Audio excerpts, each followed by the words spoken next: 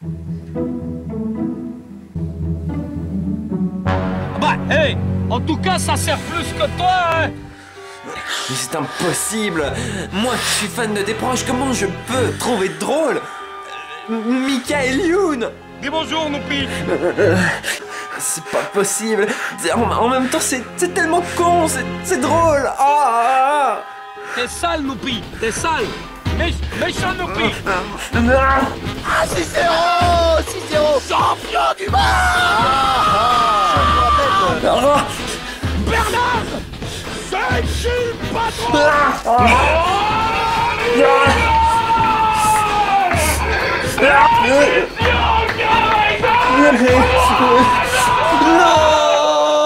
Non, je suis Mr. Fox, je suis un fan de Desproges et je ne peux décemment pas rire de quelque chose aussi horriblement stupide.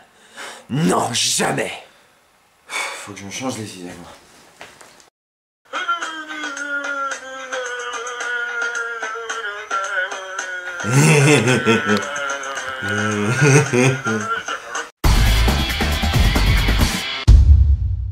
Salut à tous les amis! C'est donc les news de MrFox.fr et ce mois-ci des news, il y en a! Oh oui, il y en a! Alors évidemment, la grosse news du moment, c'est la fin de ma collaboration avec Guillaume. Une collaboration qui a quand même duré 3 ans, hein, rappelez-vous, il a commencé par m'aider sur Mr. Fox et Pikachu épisode 6, c'est lui qui a réalisé cet épisode-là. On a commencé ensuite à faire des vidéos ensemble, Hot Café, le pédophile, zoophile, nécrophile. On a travaillé donc sur la saison 2 de Mr. Fox Pikachu. Il a fait un petit caméo dans le mono de Noël de Dr House. Et maintes et maintes autres choses. Il m'a fait découvrir des films, je lui ai fait découvrir... Bref, c'est la fin de notre collaboration. Et j'ai envie de dire que c'est pas plus mal. Parce que même si on s'est bien entendu, évidemment, même si on a fait des bonnes émissions comme à chaud, même si on s'est bien amusé, etc., si on a pu faire autre chose que des plans fixes, eh ben quand même on a beaucoup de points de divergence. On a deux visions très différentes du cinéma, il a un humour vraiment très différent du mien. Je pense que vous vous en êtes rendu compte en regardant par exemple le pédophile, zoophile, nécrophile, incestueux. C'est typiquement son humour, c'est pas forcément le mien. Bon, après coup, c'est vrai que je trouve ça drôle, mais c'est pas forcément l'humour auquel j'aurais pensé de base. Puis voilà, il est pas du tout saga MP3, il déteste Access Saga. Voilà, quand je disais qu'on n'avait pas le même humour, il déteste complètement Access Saga, il déteste pas mal de vidéos que je fais. De manière générale, la plupart de mes créations, il ne les aime pas. Il a juste bien aimé le mono MP3 de Dr House, mais sinon il est totalement opposé à ce que je fais, en dehors de ce qu'on fait ensemble, quoi. Et puis je veux dire, il aime pas Ace Ventura en Afrique. Comment je peux m'entendre avec un mec comme ça? Et puis quelque part, je me dis aussi que vu qu'il n'aime pas mes sagas MP3, c'est à cause de lui que j'ai pas progressé sur Access Saga 7 et School of Torture 9. Donc vous ne pouvez vous en prendre qu'à lui. Allez-y, balancez-lui des cailloux. Voilà, donc fin de la collaboration avec Guillaume. Vous pouvez quand même, jusqu'à mi-juillet, continuer de regarder nos shows. Donc on va terminer un petit peu le marathon Pokémon. On va faire le Roi Lion comme on l'a promis. Et puis le dernier show. Et puis n'oubliez pas, donc show sort en DVD. Bientôt, et vous pouvez le commander sur ho@mrfox.fr. Parlons un peu du reste maintenant, parlons par exemple du gros sujet Mr. Fox et Pikachu saison 2. Alors voilà, je vous l'avais déjà plus ou moins annoncé dans la dernière news, là maintenant c'est officiel. Il n'y aura pas de saison 2 de Mr. Fox et Pikachu du fait justement de la séparation avec Guillaume. On voulait travailler sur cette saison 2 ensemble, au final on n'a pas eu le temps. Donc voilà, il n'y aura pas de saison 2, c'est dit, c'est fait. Cependant, ceux qui suivent mon compte Twitter et même ceux qui regardent les news de MrFox.fr ont vu que je publiais des photos de tournage, que je parlais des journées de tournage, des plannings, etc. Que je parlais en permanence du tournage de Mr. Fox et Pikachu. Alors je sais ce que vous vous dites mais enfin Mr. Fox, je ne comprends pas, tu dis que la saison 2 elle a pas lieu et pourtant tu fais du tournage, est-ce que tu n'aurais pas un peu pété la carafe? Mais non, pas du tout, voyons. Pourquoi t'as ce chapeau? Du coup voilà, même s'il n'y a pas de saison 2 de Mr. Fox et Pikachu, je vous prépare quand même avec Guillaume et Victor une sortie Mr. Fox et Pikachu. Voilà, donc on a fait tout le tournage, là on va s'attaquer au montage, ça sortira sans doute pour juin-juillet. Ce sera un espèce de gros bousin, une quarantaine de minutes, je vais pas vous en dire plus. Mais voilà, ça se précise, ça se prépare tout est tourné, il n'y a plus qu'à monter.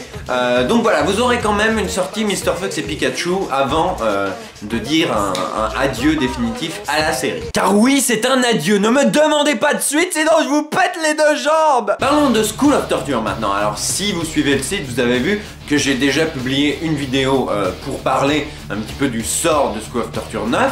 Alors ceux qui ne l'ont pas vu, il y a une miniature ici, vous pouvez la voir si le cœur vous en dit. En gros, je vous donne un choix tout simple à faire pour l'épisode 9. Est-ce que vous préférez un épisode dans la droite lignée des précédents, ou est-ce que vous êtes d'accord pour que j'essaye quelque chose de nouveau qui va peut-être m'amuser un petit peu plus? Alors je tiens à rassurer quand même les plus sceptiques, même si l'épisode 9, nouvelle version que je vous propose, n'est pas vraiment dans la droite lignée des 8 précédents, ça reste quand même du School of Torture. Ne vous attendez pas à des dérivés Access Sagaïenne, ça restera du School of Torture et ça restera une conclusion à la série School of Torture. Juste, ce sera pas vraiment dans le même esprit que les 8 précédents. Donc voilà, je vous laisse encore un petit peu de temps pour y réfléchir, rien de presse. Sachez juste que pour l'instant, c'est la nouvelle version qui l'emporte au niveau des commentaires. Donc si vous voulez vous exprimer sur le sujet, vous n'hésitez pas à parlez donc dans les commentaires de cette news, dans les commentaires de la news précédente, encore précédente, l'essentiel c'est que vous m'en parliez, je suis ouvert à vos écoutes. Concernant la vie du site, alors le forum, effectivement, vous l'avez constaté, ne fonctionne plus, déjà ça faisait longtemps qu'il aurait dû ne plus fonctionner, donc je me demande s'il est vraiment utile parce que à part un terrain de jeu pour une dizaine de membres, il ne servait plus à grand chose, donc je ne sais pas encore si je vais en recréer un. Ce qui est sûr c'est que celui d'avant est perdu, voilà, donc ne vous embêtez pas à réfléchir, ah mais est-ce que je vais pouvoir récupérer le sujet? Non, ça y est, c'est perdu, hop, on n'en parle plus. Donc si vous voulez un nouveau forum, exprimez-vous dans les commentaires, même si moi je doute fortement de son utilité. Sinon la chatbox est également fermée à partir de maintenant aux pas membres. Alors vous allez me dire, oui mais on peut pas s'inscrire. Effectivement, on ne peut pas encore s'inscrire parce que je ne sais pas encore configurer le site pour qu'on s'inscrive, donc je réfléchis actuellement à une solution en compagnie de Bardil qu'on aime, qu'on adore, qui est notre webmaster chéri adoré. Et puis sinon, dans les jours qui viennent, si ce n'est déjà le cas, pardonnez-moi mon père parce que j'ai péché, va sortir du site pour une durée indéterminée. En fait, c'est tout simple, c'est parce que je fais mon stage actuellement à Radio Chrétienne Française et un incident est si vite arrivé. Vous voyez ce que je veux dire? Tiens, puisqu'on parle de radio, parlons un peu de Parlons VF. En effet, vous avez remarqué que j'ai fait une émission sur Radio Campus Clermont-Ferrand en lieu et place de Génération Manga, et je remercie encore une fois Eddie Arcangel qui m'a laissé son créneau, c'est vraiment très gentil à lui. Eddie, merci. Merci. Donc voilà, le pilote, il a eu son petit effet malgré quelques petits soucis techniques qui en plus m'étaient dus, donc je fais mes excuses à Monsieur Justamont qui en fait n'est pour rien dans ce cafouillage technique. Donc voilà, là sachez que je l'ai remonté de manière à enlever tous les E, toutes les hésitations, etc. Et que je vais rajouter les comédiens de Harry Potter et peut-être le véritable entretien avec Monsieur Justamont, donc ce sera peut-être une version finale. Toujours est-il que RCF, au fur et à mesure que je fais mon stage là-bas, ils sont de plus en plus sympas avec moi, me proposent de monter des émissions, d'en enregistrer, etc. Donc il y a fort à parier que Parlons VF pourrait apparaître sur Radio Chrétienne Française. Je vous tiens au courant pour la suite. Et puis je bosse toujours sur la version vidéo de Parlons VF et je pense avoir un truc à présenter à Japan Expo si j'y viens, parce que ce n'est pas encore sûr. Voilà, concernant le reste du site, eh bien quoi vous dire qu'Access Saga 7 n'avance toujours pas. J'ai juste à enregistrer mes voix et je vais le faire tant que je suis encore dans cet appartement, car oui, je ne vous l'ai pas dit mais je déménage, c'est pour ça que ça arrête la collaboration avec Guillaume. Mais voilà, donc je déménage, donc voilà, Access Saga 7, il faut que je l'enregistre tant que j'ai pas des voisins chiants. Et puis sinon, bah, pas grand chose d'autre de prévu, hein. Je ne sais pas si je serai au Geek Ferries, je ne sais pas si je serai à Japan Expo, et je ne sais pas si je ferai la saga de l'été, donc je ne sais pas.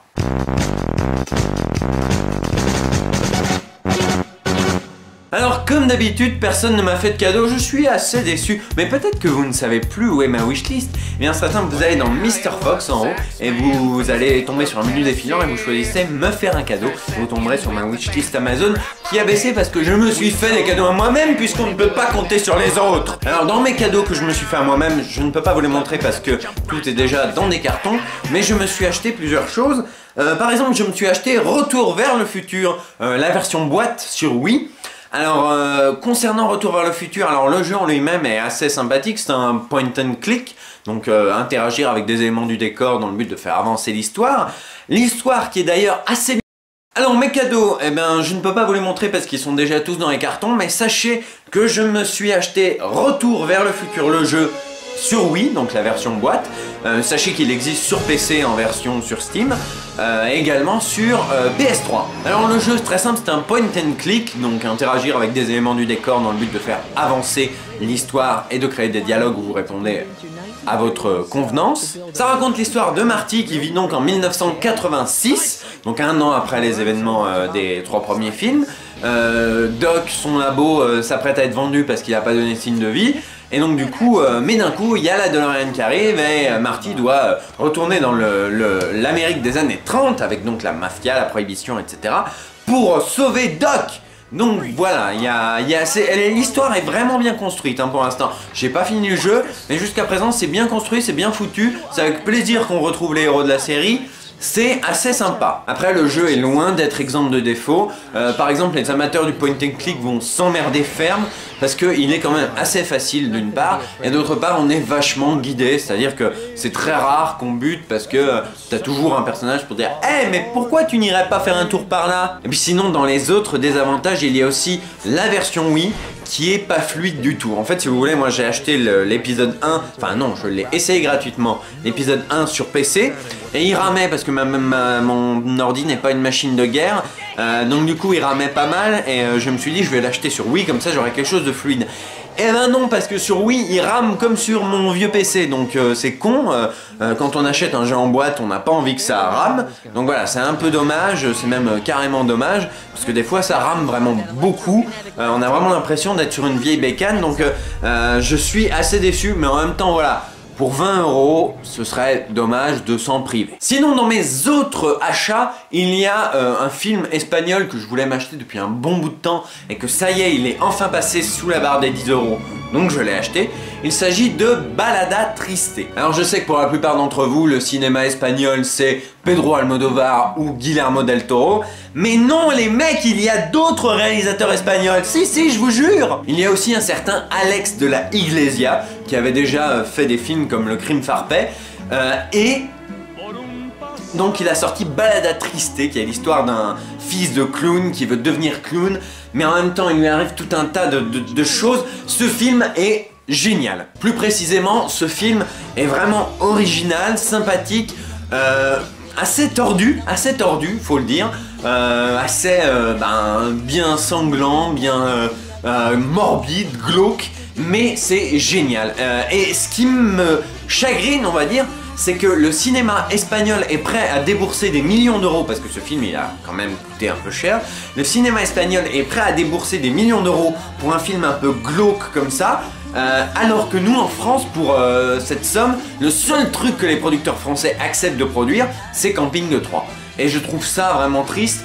Et Balada Triste est la preuve qu'on peut faire de bons films, même financés par... enfin, voilà. Le cinéma espagnol prouve qu'il en a dans le bide et que c'est pas que Pedro Almodóvar avec ce film que je vous encourage à voir parce qu'il est vraiment génial. Et puis sinon, dans mes autres cadeaux, il y a aussi Kaamelott, les scripts originaux qui sont donc sortis en format poche pour le livre 1 et pour ceux que ça intéresse, le livre 2 sort en juin, donc foncez dessus parce que Kaamelott c'est bien.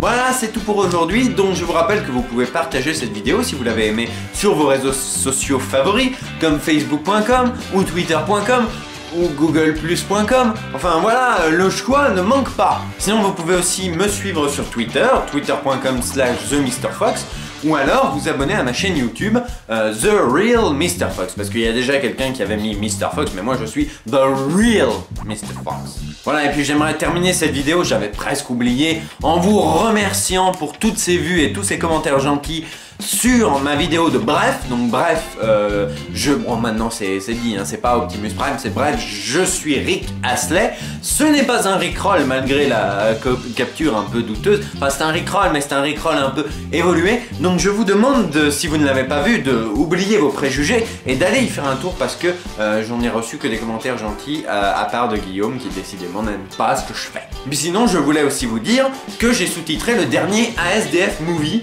donc de Tomska. Alors ça c'est sur mon autre compte youtube.com/BrooklynRageFR. Donc si vous voulez avoir des trucs sous-titrés, n'oubliez pas que c'est ici. Et puis voilà, sinon vous avez vu aussi que dans la catégorie vidéo, il y a la rubrique sous-titrage qui a ouvert. Voilà, au mois prochain. Pom pom pom pom pom pom pom pom pom pom pom pom pom.